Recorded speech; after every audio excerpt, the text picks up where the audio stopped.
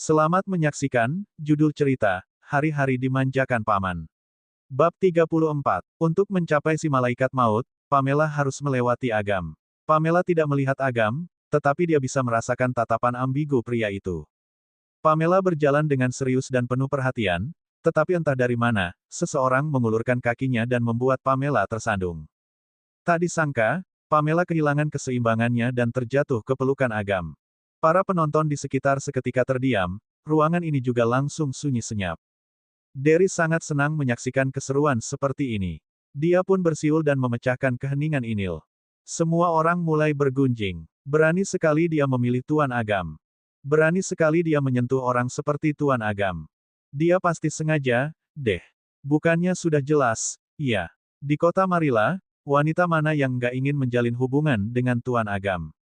Sepertinya Tuan Agam akan langsung menolaknya. Mana mungkin dia bisa memanfaatkan Tuan Agam semudah ini? Pamela menengadah dan menatap Agam dengan tatapan canggung dan tidak berdaya. Paman. Dengan alis terangkat, Agam berkata, apa lagi yang mau kamu lakukan? Pamela membuang napas dan berusaha menjelaskan. Paman, jangan salah paham, aku nggak memilihmu. Katanya. Agam memicingkan matanya dengan dingin. Oh ya, Pamela mengangguk dan menjawab, ya. Orang yang kupilih berdiri di sana. Tadi, aku nggak sengaja tersandung. Maaf, aku akan langsung berdiri. Baru saja dia hendak berdiri, Felix langsung berlari ke arahnya sambil memarahinya. Kamu cari mati, ya. Berani sekali kamu menyentuh Pak Agam. Cepat berdiri, jangan buat Pak Agam marah. Pamela memang ingin berdiri, tetapi tangan Agam yang besar tiba-tiba menahan pinggangnya, membuatnya tidak bisa bergerak. Pria dewasa yang serius ini menatap Felix yang sembrono dengan tatapan dingin.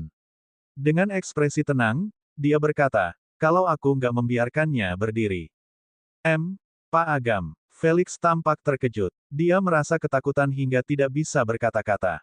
Dengan gerak-gerik kecil, Pamela menunjuk ke arah si malaikat maut sambil berkata pada Agam, Paman, aku nggak ingin menyentuhmu.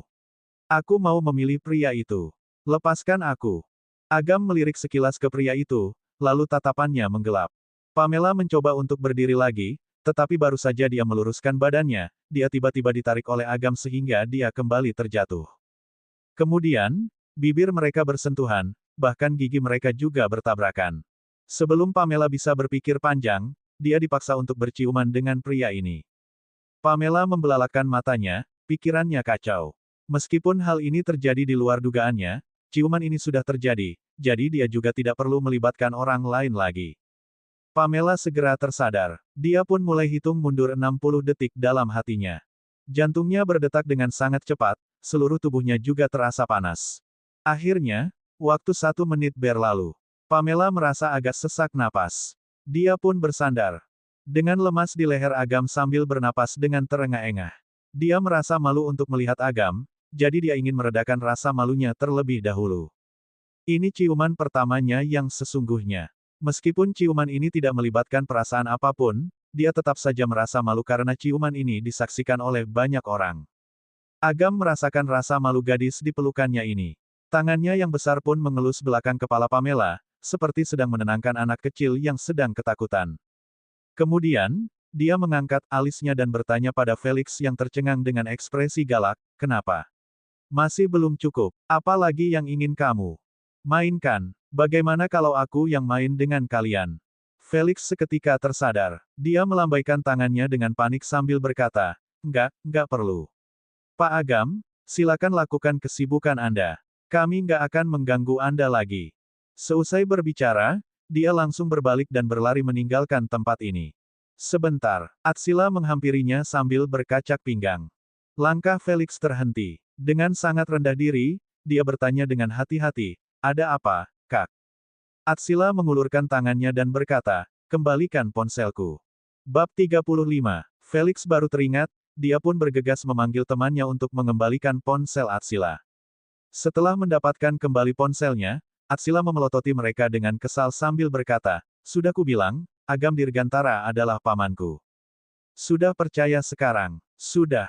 Nona, kamilah yang nggak tahu diri. Kami sudah bersalah.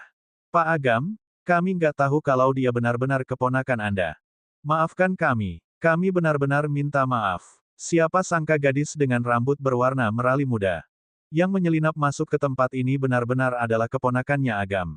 Mereka mengira bahwa dia adalah wanita bayaran yang mencari alasan untuk mendekati Agam. Untung saja masalah ini belum menjadi masalah besar. Ketiga pria itu mengambil inisiatif untuk membungkukkan badan mereka pada Atsila dan Pamela sambil meminta maaf. Maaf. Semoga nona-nona cantik bisa melupakan kejadian ini dan memaafkan kami. Atsila menjulingkan matanya dan menunjuk ke arah pintu masuk ruang Snow. Pergi sana. Jangan sampai aku melihat kalian lagi. Ketiga orang ini seakan-akan mendapat pengampunan, mereka langsung bergegas meninggalkan tempat ini. Pada saat ini, Pamela sudah menenangkan dirinya. Dia berdiri dari tubuhnya Agam dengan tenang sambil berkata, kalian lanjutkan saja, aku pergi dulu.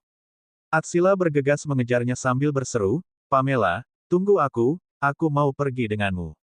Saat Pamela dan Atsila meninggalkan ruang Snow bersama, Jovita yang bersembunyi di depan pintu kamar mandi tiba-tiba menerjang keluar dan menghalangi mereka.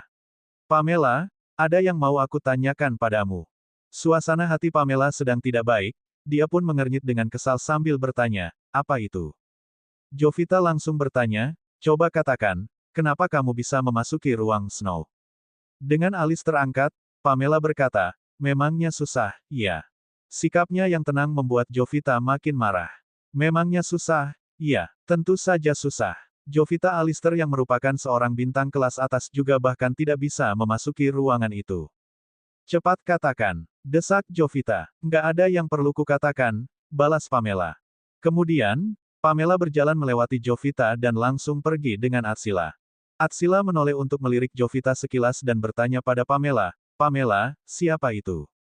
Pamela menjawab dengan cuek, seorang kerabat. Jovita menggertakkan giginya dengan penuh amarah. Dia mengeluarkan ponselnya dan mengambil foto Pamela dengan Atsila yang berambut merah muda. Baiklah, kalau kamu nggak mau jawab, biar ayah saja yang tanyakan padamu. Tunggu saja. Baru saja Pamela dan Atsila meninggalkan Uirel Bar, sebuah mobil Mercedes-Benz berwarna hitam berhenti di hadapan mereka. Jendela mobil yang gelap turun secara perlahan, menampakkan wajah Agam yang dingin. Naik mobil. Pamela mengernyit. Namun, dia tidak melawan dan naik mobil dengan patuh. Atsila juga ingin mengikutinya, tetapi Atsila malah ditahan oleh Ervin. Nona Atsila, ikut aku saja. Pak Agam memintaku untuk mengantarkanmu pulang, agar kamu introspeksi diri. Dengan alis terangkat dan ekspresi kesal, Atsila berkata, kenapa aku harus introspeksi diri? Paman, hei. Mobil Mercedes-Benz hitam itu melaju dengan cepat. Di dalam mobil yang hening, Agam duduk dengan santai. Sebelah tangannya memegang keningnya. Dia menatap Pamela dengan tatapan tegas dan berkata, kamu bisa menyelesaikan masalah itu dengan meneleponku. Kenapa kamu harus memamerkan kehebatanmu? Dengan ekspresi masam, Pamela berkata, Paman, aku nggak punya nomor teleponmu. Pria itu mengulurkan tangannya yang besar sambil berkata, sini ponselmu. Tanpa ragu-ragu, Pamela langsung menyodorkan ponselnya pada Agam. Setelah Agam menyimpan nomor teleponnya di ponsel Pamela, dia mengembalikan ponsel Pamela sambil berkata, Pamela, ingat. Dalam 3 bulan ini, selain perasaan, aku bisa memberikan apapun padamu. Jadi, lain kali, kalau ada masalah, kamu bisa menghubungiku. Pamela tercengang. Dia menoleh dan menatap Agam sambil tersenyum sinis. Selain perasaan, Paman bisa memberikan apapun untukku, termasuk ciuman itu tadi. Bab 36. Dengan ekspresi datar, Agam berkata, awalnya, itu memang nggak perlu dilakukan. Tapi, selama kita masih menikah, aku nggak akan membiarkanmu berselingkuh. Jadi, ke depannya, kamu nggak boleh melewatiku dan pergi mencium pria lain. Pamela menjulingkan matanya dan menoleh untuk memandang jalanan di luar jendela mobil. Kemudian, dia berkata dengan sinis, Paman saja nggak menjadi contoh yang baik bagiku, tapi mau menyuruhku berbuat seperti itu. Bukankah kamu juga bertemu dengan wanita lain di tempat umum? Agam memicingkan matanya dan menatap Pamela sambil bertanya, kamu cemburu, ya? Pamela merasa absurd, dia pun mengernyit sambil menjawab, cemburu. Kita bukan pasangan suami istri asli. Aku marah karena Paman menciumku secara paksa tanpa aba-aba, membuatku hampir sesak napas. Dengan alis terangkat, Agam berkata, kalau aku nggak salah ingat, saat kamu menciumku secara paksa sebelumnya, kamu juga nggak kasih aba-aba. Pamela seketika kehabisan kata-kata. Dia mengernyit dan berkata, memangnya itu sama. Bibir kita hanya sebatas saling sentuh. Aku enggak. Enggak apa? Tanya Agam sambil tersenyum kecil. Nada bicara Agam yang usil dan menggoda membuat Pamela tersipu malu. Dia menelan kembali ucapannya dan berkata, enggak apa-apa. Sejujurnya, dia lebih memilih untuk mencium si malaikat maut yang tidak kenal dekat dengannya. Jika dia berciuman dengan seseorang yang dia sekadar kenal di bar tanpa perasaan, kelak mereka juga tidak akan berinteraksi lagi. Tidak seperti Agam, dia adalah orang yang sangat berpengaruh di kota Marilla. Kejadian hari ini pasti akan tersebar ke telinga semua orang dan entah masalah sebesar apa yang akan ditimbulkan. Pamela ingin hidup tenang dalam 3 bulan ini, untuk meminimalisir jumlah orang yang mengetahui hubungan antara dia dengan Agam. Setelah 3 bulan ini berakhir, dia bisa putus hubungan dengan Agam dan tidak lagi terlibat dengan keluarga Dirgantara. Saat dia sedang merasa frustrasi, ponselnya berdering. Pamela melirik sekilas ke layar ponselnya, ternyata ada panggilan masuk dari Darius, ayahnya. Kemungkinan alasan Darius menghubungi Pamela pada saat ini adalah karena Jovita mencari masalah lagi. Pamela menerima panggilan itu. Seperti dugaannya, suara ayahnya terdengar kesal. Tanpa pengeras. Suaranya memekakkan telinga. Pamela, apa yang kamu lakukan di luar? Cepat pulang dan jelaskan. Pamela mengusap keningnya sambil berkata, Ayah, hari ini aku agak lelah. Aku akan pergi besok. Nggak bisa. Apa yang kamu lakukan hingga kamu selelah itu? Pulang sekarang juga, teriak Darius. Pamela sudah malas berbicara. Dia pun langsung mematikan panggilan itu dan mematikan ponselnya. Suara teriakan Darius barusan terdengar dengan sangat jelas di dalam mobil yang hening. Seperti tidak ada yang terjadi. Agam menunduk sambil membaca laporan keuangan di ponselnya dengan cepat dan bertanya, mau ku temani? Pamela menggeleng dan menjawab dengan tenang, ini hanya masalah keluarga kecil, Paman nggak usah repot-repot. Mobil sedan hitam itu menurunkan Pamela di depan pintu kediaman keluarga Dirgantara dan melaju pergi, tetapi Agam tidak pulang dengan Pamela. Bagus juga kalau Agam tidak pulang karena Nyonya Frida berada di rumah. Jadi, mereka tidak perlu berpura-pura saling mencintai di hadapan neneknya Agam, supaya tidak gampang ketahuan. Pamela pergi ke kamarnya di lantai atas dengan suasana hati yang kurang baik. Dia menyalakan komputernya dan masuk ke halaman permainan. Tring, di layar komputernya, muncul pesan dari temannya di permainan ini. Justian mengirimkan pesan, Master akhirnya datang juga. Teman Pamela dengan julukan, Justian, ini adalah orang yang langsung meretas seluruh sistem perusahaan Quentin setelah Pamela dicelakai oleh Bianca sebelumnya. Sejak Pamela menyusup ke dalam sistem enkripsi aliansi Apollo dan bernegosiasi dengan pemuda ini terus bersikeras untuk berguru padanya. Dia tidak menyetujui permintaan ini, tetapi pemuda ini sudah terus memanggilnya dengan sebutan, Master. Pamela mengetik balasannya dengan santai, ada apa? Bab 37. Nggak apa-apa, hari ini, suasana hatiku nggak baik, jadi aku ingin mengobrol dengan Master. Kata Justian. Pamela membalas, ada apa? Justian membalas pesannya dengan cepat, hari ini, aku melihat saingan kakakku di ruang Snow. Aku membuat wanita sialan itu tersandung untuk melampiaskan amarah kakakku dan mempermalukan wanita itu di hadapan semua orang. Tapi, wanita sialan itu malah sengaja terjatuh di pelukan pria yang disukai kakakku dan mencium pria itu. Menyebalkan sekali. Sambil menatap layar komputernya, Pamela tenggelam dalam pikirannya. Dunia ini benar-benar kecil, ternyata pemuda. Inilah yang membuatnya tersandung. Seingat Pamela, pada saat itu, di sisi Agam, selain Derry dan wanita dengan rambut bergelombang itu, ada juga seorang pemuda tampan dengan alis tebal dan mata lebar. Pemuda itu sepertinya berusia sekitar 17 atau 18 tahun dan seharusnya adalah Justian. Pamela mengirimkan pesan lagi padanya, menurutmu, apa mungkin sudut kakimu yang nggak benar? Wanita itu juga sebenarnya nggak berdaya. Justian membalas, menurutku, dia hanyalah seorang wanita licik. Nggak tahu malu. Dia sengaja mendekati pria itu. Pamela membuang napas dengan kesal. Tanpa membalas pesan itu. Dia memainkan permainannya untuk meredakan kekesalannya. Setelah memenangkan beberapa babak permainan secara berturut-turut, Pamela baru membuka pesan yang belum dia buka tadi. Apakah Master berada di kota Marilla? Bisakah aku traktir Master makan? Tanya Justian. Pamela membalas, lupakanlah, sepertinya kamu akan gak senang bertemu denganku. Justian langsung membalas, kenapa? Master, kamu adalah idolaku. Mana mungkin aku nggak senang bertemu dengan idolaku. Pamela menopang pipinya. Dia merasa konyol. Karena aku adalah wanita sialan yang kamu umpati tadi. Pikirnya. Pada saat ini, ada yang mengetuk pintu kamarnya. Pamela langsung menutup halaman permainan dan pergi membuka pintu. Ternyata itu Nyonya Frida. Pamela, nenek masak sup untukmu. Ayo dicoba. Di belakang Nyonya Frida, ada seorang pelayan yang membawa semangkuk sup. Dalam 2 hari terakhir, Nyonya Frida terus memasakkan sup untuk Pamela hingga Pamela merasa bahwa dia sudah kelebihan gizi. Namun, untung saja rasanya enak sekali, jadi Pamela pun tidak menolak.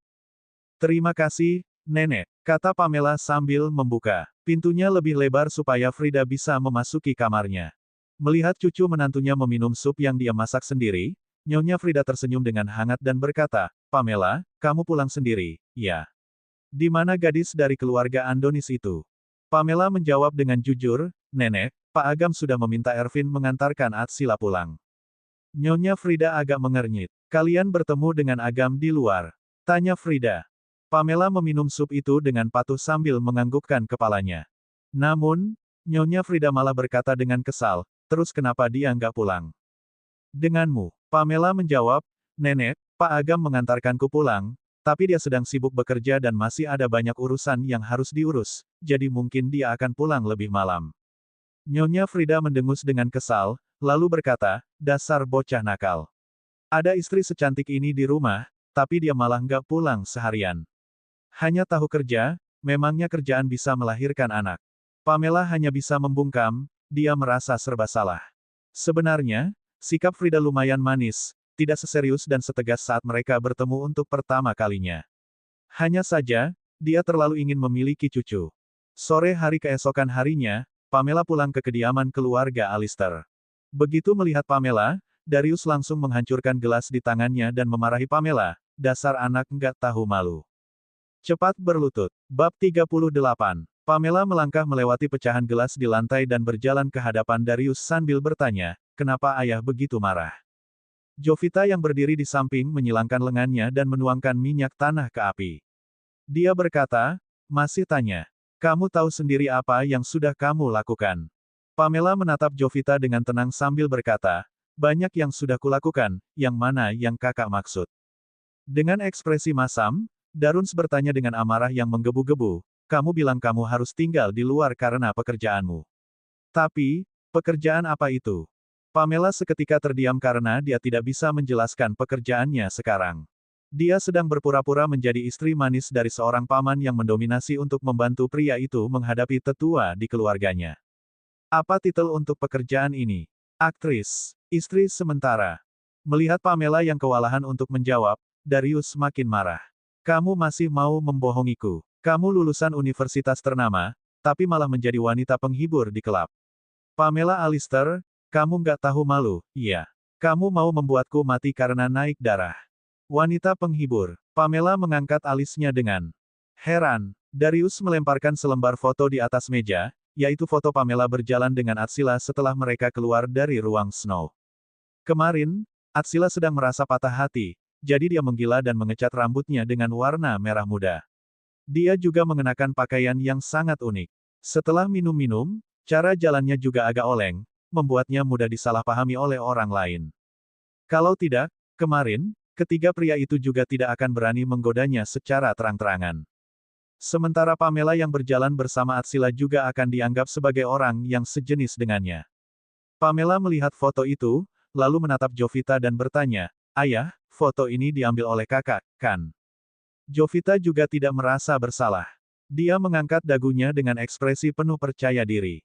Pada saat ini, Wulan, ibunya, berjalan menghampiri mereka dan berpura-pura menjadi orang baik. Pamela, jangan salahkan kakakmu. Dia juga hanya berharap agar kamu nggak salah jalan. Meskipun bekerja sebagai wanita penghibur mudah mendapatkan uang, standarnya terlalu rendah. Aduh, Pamela, kenapa kamu? Melihat Wulan yang berpura-pura sedih, Pamela tertawa. Salah jalan. Aku rasa, sepertinya orang yang salah jalan itu kakak, deh. Jovita memelototi Pamela dengan tatapan kesal sambil berkata, Pamela, apa maksudmu? Aku juga nggak menjadi wanita penghibur, jadi salah jalan dari mana? Pamela tidak menghiraukannya, melainkan berkata pada Darius, "Ayah, orang berambut merah muda di foto itu hanyalah keponakan pemilik rumahku. Karena patah hati, dia pergi minum-minum di bar, jadi aku membantu pemilik rumahku untuk pergi menjemputnya." Darius tercengang. Dengan ragu-ragu, dia bertanya, "Benarkah begitu?" Pamela mengangguk dengan tegas dan menjawab, "Ya." Namun, Jovita tidak percaya. Dia berjalan maju dan berkata, "Pamela, kamu mau membohongi ayah.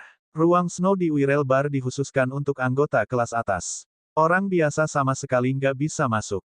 Kalau kalian bukan bekerja sebagai wanita penghibur di sana, mana mungkin kalian bisa masuk ke sana dengan begitu percaya diri? Apakah kamu bisa menjelaskan hal ini?" Pamela hanya menatapnya sambil tersenyum dengan tenang dan berkata, "Justru karena pemilik rumahku adalah anggota kelas atas di sana, jadi aku baru bisa langsung masuk." Jovita mengernyit. Tiba-tiba, dia teringat akan sesuatu. Saat dia membuntuti Pamela sebelumnya, dia melihat Pamela memasuki sebuah kediaman yang mewah. Bab 39. Darius mulai mempercayai ucapan putri bungsunya. "Pamela, benarkah begitu? Kamu nggak membohongi ayah?" tanya Darius. Dengan ekspresi tenang, Pamela berkata, "Tenang saja, ayah.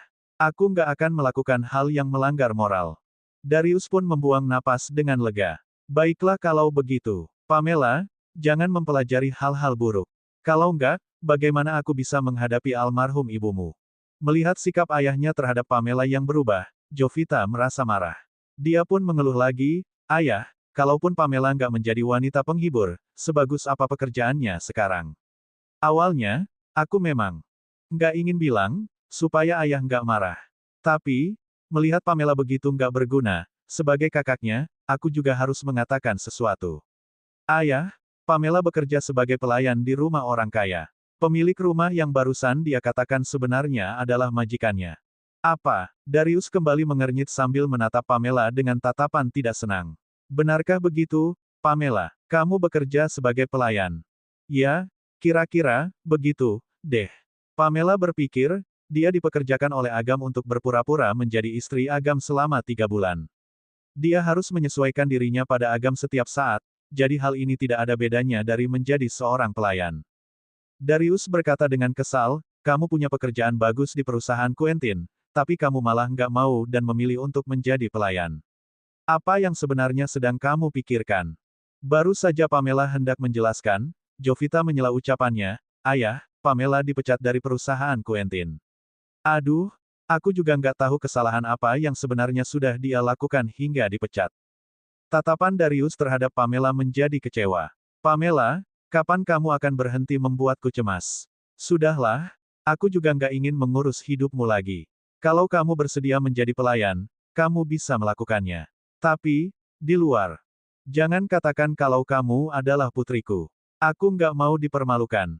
Ekspresi Pamela tetap datar. Dia berkata dengan tenang, "Ayah, masalahnya begini. Karena skripsi kelulusanku membahas tentang perkembangan dalam industri yang berkaitan dengan manajemen rumah tangga, aku ingin mencoba melakukan pekerjaan rumah tangga secara pribadi supaya bisa menulis skripsi dengan lebih baik. Terlebih lagi, aku rasa nggak ada yang memalukan dari bekerja secara terus terang dengan tenagaku sendiri."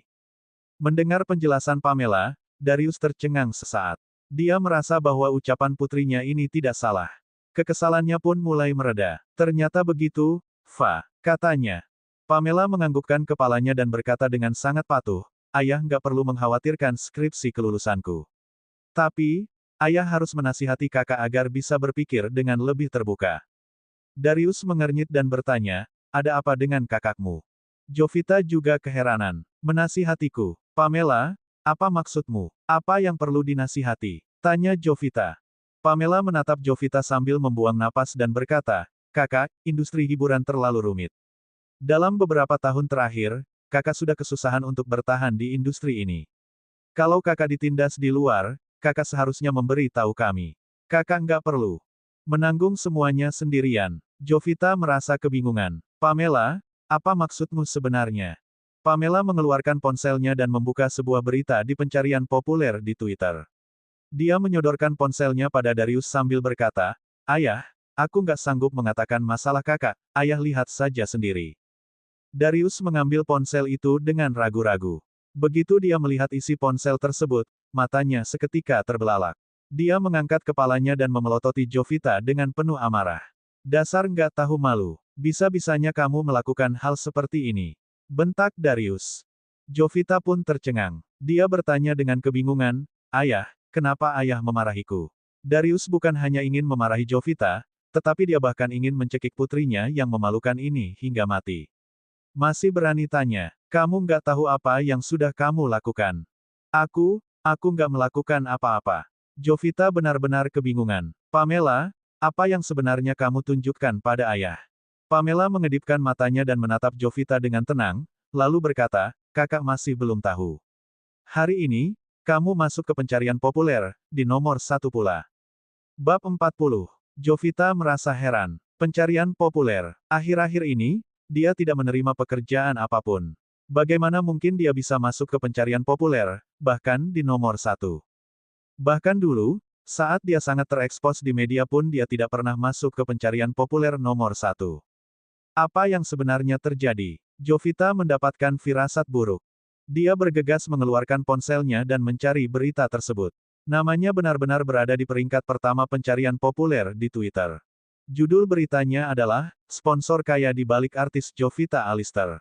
Tangan Jovita langsung gemetaran. Dia masuk ke bagian pencarian populer dirinya dengan gugup. Dia pun melihat video dirinya sedang minum-minum dengan orang-orang hebat di dunia hiburan di sebuah pesta dan foto dia duduk di pangkuan seorang pria kaya berkepala botak. Astaga, kenapa adegan terlarang ini bisa memasuki pencarian populer? Siapa pelakunya? Siapa yang mau mencelakainya? Jika berita ini masuk ke pencarian populer, artinya semua orang di seluruh dunia bisa melihat perbuatan Jovita yang tidak senonoh ini. Darius merasa benar-benar dipermalukan. Dasar nggak tahu malu. Lihat saja penampilanmu yang nggak senonoh dalam rekaman itu. Seru Darius. Wajah Jovita memucat. Dia menggelengkan kepalanya sambil mengelak. "Ayah, ini nggak seperti yang ayah pikirkan. Aku." Namun, Darius terus memarahi putrinya dengan ekspresi penuh kebencian. "Apalagi artinya kalau kamu sudah duduk di pangkuan si tua itu? Bagaimana aku bisa melahirkan seorang putri yang nggak tahu malu sepertimu?" Jovita masih ingin menyangkal. "Ayah, aku hanya sedang membahas pekerjaan," kata Jovita. Darius benar-benar emosi. Dia meraih hiasan bunga kering di atas lemari dan melemparkannya pada Jovita sambil membentak dengan amarah yang menggebu. "Gebu, membahas pekerjaan. Apakah kamu perlu duduk di pangkuan pria lain untuk membahas pekerjaan?" Hiasan bunga itu mengenai kepala Jovita. Dia pun terdiam dengan ketakutan. Ayah, jangan marah. Aku yakin kakak nggak bersedia melakukannya." Pamela menuangkan segelas air hangat untuk Darius sambil berkata dengan patuh, "Ayah, kakak juga terpaksa membiarkan pria-pria tua itu menyentuhnya supaya dia bisa menjadi lebih terkenal dan bisa membanggakan keluarga Alister." Mendengar ucapan Pamela, Darius semakin marah. "Cih, membanggakan. Membanggakan kita dari mana? Dia melakukan hal yang memalukan dan masuk ke pencarian populer. Sungguh membuatku malu." Masalah ini terasa lebih parah karena ada perbandingan. Sejak awal, Darius merasa bahwa pekerjaan Pamela, putri bungsunya, sebagai seorang pelayan sangat memalukan. Namun, sekarang, Jovita, putri sulungnya, malah melakukan hal yang begitu memalukan dan membuatnya benar-benar kehilangan muka. Jika dibandingkan dengan kakaknya, Pamela setidaknya adalah anak jujur yang bekerja dengan taat. Jovita tidak berani melawan ayahnya lagi, tetapi dia tetap saja tidak sungkan pada Pamela. Dia menunjuk Pamela sambil memarahi adiknya ini. "Pamela, jangan sok baik dan mencari masalah di hadapan Ayan. Semuanya salahmu. Dasar wanita jalang. Begitu pulang, kamu langsung membuat masalah." Plak. Pada saat ini, Darius langsung menamparkan Jovita dengan penuh amarah. "Kamu malah berani memarahi adikmu. Kamulah yang menjadi wanita penghibur di luar, tapi berani pulang dan mengadu tentang adikmu. Bagaimanapun, adikmu bekerja dengan jujur dan gak melakukan perbuatan yang keterlaluan. Lihatlah dirimu. Sepertinya kamu sekarang juga nggak berniat untuk bertobat. Hari ini, biar ku hajar kamu. Dasar nggak tahu malu." Seru Darius. "Ah!" Jovita berteriak dengan menyedihkan. Dia langsung terjatuh karena tamparan itu dan menangis terseduh-seduh. "Nangis pula," seru Darius sambil masih ingin menendang Jovita. Melihat putrinya dipukul, Wulan bergegas pergi menahan Darius. "Darius, hentikan. Jangan pukul Jovita. Jovita juga pasti punya alasannya sendiri. Darius berteriak dengan dingin. Alasan apa? Sepertinya dia bisa melakukan apapun untuk menjadi terkenal. Wulan, inilah putri hasil ajaranmu. Kalian berdua benar-benar mempermalukan keluarga Alistair. Mulai sekarang, kalian berdua tinggal di rumah dengan patuh. Siapapun nggak boleh keluar dari rumah, supaya kalian nggak mempermalukanku. Darius tidak ingin melihat Wulan dan Jovita lagi. Dia pun mendengus dengan dingin, lalu naik ke lantai atas. Wulan bergegas membantu Jovita berdiri dan bertanya dengan sedih, Jovita, kamu baik-baik saja, kan? Jovita langsung melemparkan dirinya ke pelukan Wulan sambil menangis terseduh-seduh. Ibu, kenapa bisa begini? Kenapa hal-hal itu bisa masuk ke pencarian populer? Kedepannya, bagaimana caranya aku menghadapi orang lain? Cerita bersambung.